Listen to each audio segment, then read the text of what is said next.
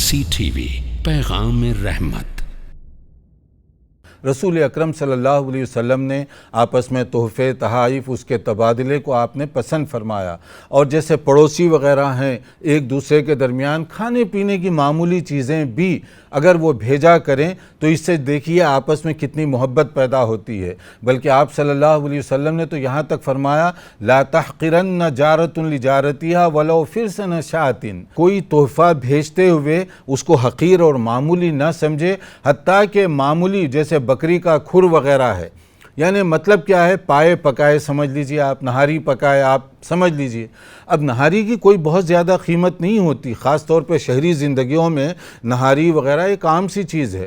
لیکن اس حدیث کے مطابق جو صحیح ترین بخاری شریف کی حدیث ہے، اس میں کیا بات بتائی جا رہی ہے، اس کی روح پر غور کیجئے۔ اس میں کہا یہ جا رہا ہے کہ آپ کے گھر اگر اچھا کھانا پکا ہوا ہو، عمدہ کوئی سالن بنا ہوا ہو، تو آپ اپنے پڑوسی کو بھی کچھ حصہ اس کا بھیج دیجئے۔ اب یہ دیکھیے کہ کوئی نہاری ہے، کوئی پائے ہیں، اگر آپ کے ہاں پکے ہوئے ہیں، اس سے ایک کٹورا یا تھوڑا سا آپ اپنے پڑوسی کو بھیجتے ہیں، اس میں قیمت نہیں دیکھی جائے گی کہ یہ کتنا بھاری بھرکم ہدیہ ہے یا تحفہ ہے، ایسا نہیں، بلکہ آپ کا پڑوسی محبت کے ساتھ کہ آج میرے گھر یہ سالن بنا ہوا ہے، اس کا ایک حصہ میں آپ کو بھیج رہا ہوں، تو اس سے ایک محبت پیدا ہوتی ہے، اور دل کی جو رنجشیں کدورتیں کبھی آپس میں ہو جاتی ہیں تو اس کو دور کرنے کا بھی ایک بہترین ذریعہ ہے۔ اسی طرح اگر دوسرے دن اس کے گھر کوئی اچھا کھانا بنا ہوا ہے یا کوئی اور ڈش بنی ہوئی ہے، جیسے کوئی سویٹ ڈش ہو گئی یا کوئی اور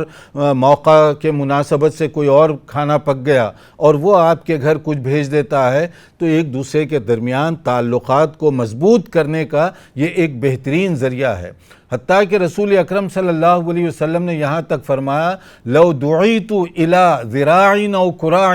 لعجبت، اگر مجھے کوئی دعوت پر بلائے اور اس میں کھانے میں معمولی سی چیز رکھے، یعنی یہی جس کو ہم کہتے ہیں نہاری یا پایا یا معمولی سا سالن یا شوربہ وغیرہ، اس طرح کی چیز، تو رسول اکرم صلی اللہ علیہ وسلم خود ارشاد فرما رہے ہیں میں اس کو قبول کروں گا۔ اب رسول اللہ صلی اللہ علیہ وسلم سے بڑھ کر مقدس محترم اور کون ہو سکتا ہے؟ مگر اس کے باوجود دیکھیے ایک دوسرے کی حوصلہ افزائی کرتے ہوئے کہ آپس کے تعلقات کو مضبوط کرو، اگر کوئی مجھے بھی اس معمولی سے، جس کو ہم لوگ آج کل کہتے ہیں نا مرگ وغیرہ یعنی شوربہ، اب شوربہ اس کی بہت زیادہ قیمت نہیں ہوتی، مگر یہ ہے کہ آپ نے محنت سے وہ سالن تیار کیا ہے اور اپنے پڑوسی کو بھی بلاتے ہیں، یا کم سے کم ایک کٹورا اس کے گھر آپ بھیج دیتے ہیں، یا ایک پیالہ اس کے گھر بھیج دیتے ہیں، یا کوئی آپ کے گھر کوئی اور چیز بن جاتی ہے تو آپ دوسرے کے گھر بھیج دیتے ہیں، تو آپس میں پڑوسیوں کے تعلقات مضبوط کرنے کا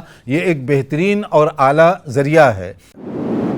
مرسی ٹی وی کے مزید ویڈیوز کے لیے ہمارے چینل کو سبسکرائب کریں اور بیل آئیکن کو کلک کرنا نہ بھولیں۔ جزاک اللہ خیر۔